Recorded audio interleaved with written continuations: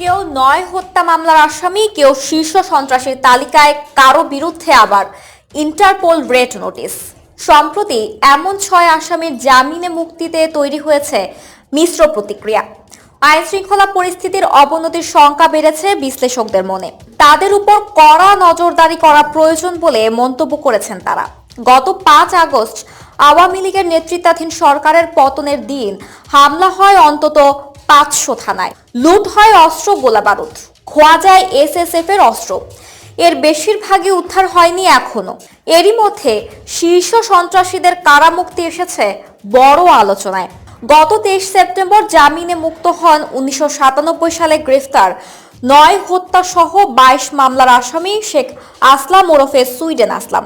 গত 14 আগস্ট মুক্তি দেওয়া হয় হত্যা সহ 8 মামলার আসামি সানজিদুল হাসান ইমনকে। গত 13 আগস্ট মুক্তি পাওয়া আব্বাস আলী ওরফে কিলার আব্বাসের নামে রয়েছে 6 হত্যায় 10 মামলা। এর আগে 12 আগস্ট জামিনে বের হন খোরশেদ আলম রাসু ওরফে ফ্রিডম রাসু ও ইমানুল হাসান হেলাল ওরফে পিচ্চি হেলাল। রাসুর বিরুদ্ধে পুলিশ হত্যা সহ মামলা আছে 13টি, আর হত্যা সহ 8 মামলার আসামি পিচ্চি হেলাল। এ অবস্থায় নিরাপত্তার প্রশ্নে শঙ্কিত অপরাধ বিশ্লেষকরা। তারা বলছেন, জামিনে বের হওয়া অনেকের বিরুদ্ধে ছিল কারাগারে থেকেও তৎপরতা চালানোর অভিযোগ। তাদের মুক্তিতে আইন শৃঙ্খলা রক্ষাকারী বাহিনীকে দিচ্ছে সতর্ক থাকার বার্তা।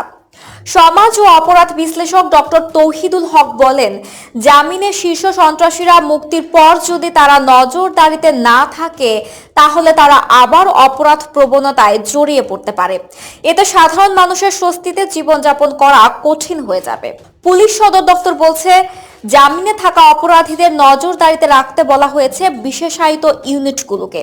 জামিনে থাকা জঙ্গি এবং অন্য অপরাধীরা যেন কোনো অপরাধে জড়িয়ে পড়তে না পারে সেজন্য তাদের উপর পুলিশের বিশেষায়িত ইউনিটগুলো নজর রাখছে। তারা যদি কোনো অপরাধ করে তাহলে তাদের সঙ্গে সঙ্গে গ্রেফতার করা হবে। এদিকে নানা সূত্র থেকে জানা গেছে দেশ ছাড়ার পরিকল্পনাও করছেন জামিনে মুক্ত কয়েকজন।